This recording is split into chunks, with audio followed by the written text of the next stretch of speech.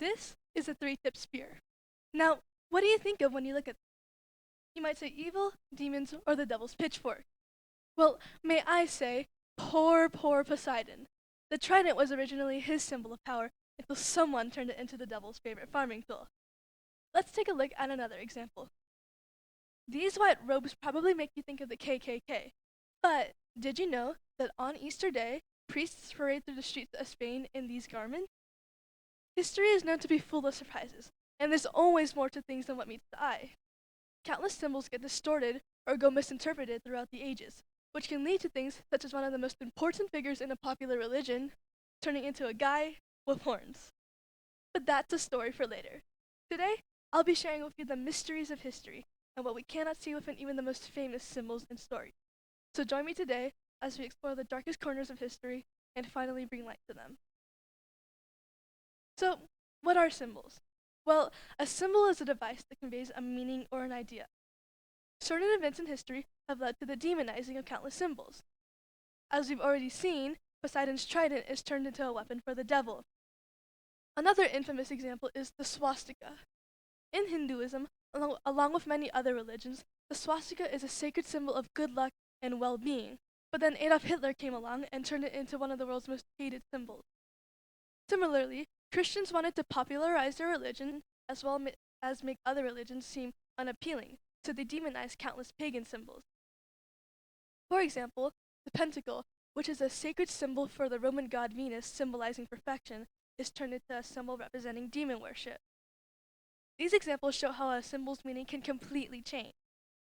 Unfortunately, we may never be able to alter their meanings back, as these symbols' modern meanings are too dark and have had such a grave impact on the world.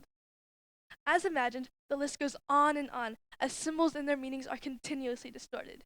When this happens, history seemingly fabricates a layer over the true meanings of these symbols, which blocks our view from the truth. Of course, demonizing symbols isn't the only way a symbol can change. In many cases, it's the other way around. Perhaps the most famous example is the crucifix. The crucifix is an execution device used by the Roman Empire to execute criminals and enemies of state. Yet, people wear this symbol around their neck and pray before it. Why? Well, because of a certain enemy of state by the name of Jesus of Nazareth. As many of y'all know, Christianity is formed on the teachings of Jesus Christ. Christians believe that Jesus died on the cross to save all who believed in him. So, before you know it, this execution device turned from a way of execution to one of the world's most sacred symbols. There are many other similar situations, but in all symbols, turned good, bad, or just different, there is always more behind it that we cannot see. Now, we'll look at words. You may be thinking, wait, words? I thought we were talking about symbols. Well, words are symbols too. Like symbols, words have a meaning, and most words have more than one meaning. Unfortunately, this means that their meanings are also altered over time. For example, a common term back in World War II was Aryan. This is what the Nazis were referring to as a superior race with traits like blonde hair, blue eyes, and a pure family tree. But did you know that the term Aryan was first used when describing the people in India during the Vedic period? On the other hand, the definition that we now currently hold for the term Aryan comes from the German word Ehren, which means honor. Thus, Aryans were honorable people, which suits the Nazis' vision for them. Additionally, stories are also symbols. Over time, stories and their elements become symbolic, more and more so that the stories themselves eventually become symbols.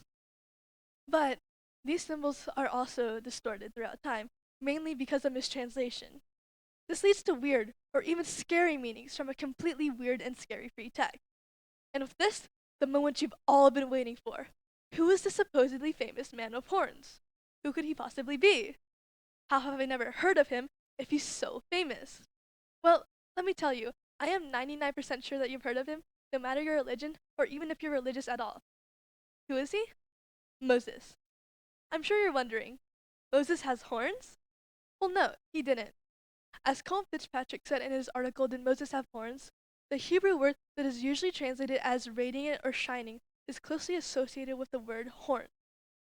You can probably see where this is going, with the topic being mistranslation. St. Jerome was translating a Hebrew Bible to Latin, and before you know it, Instead of Moses being radiant, Moses has horns. One thing leads to another, and suddenly Michelangelo is carving statues of a horned Moses. Winston Churchill once said, "The farther backward you can look, the farther forward you can see."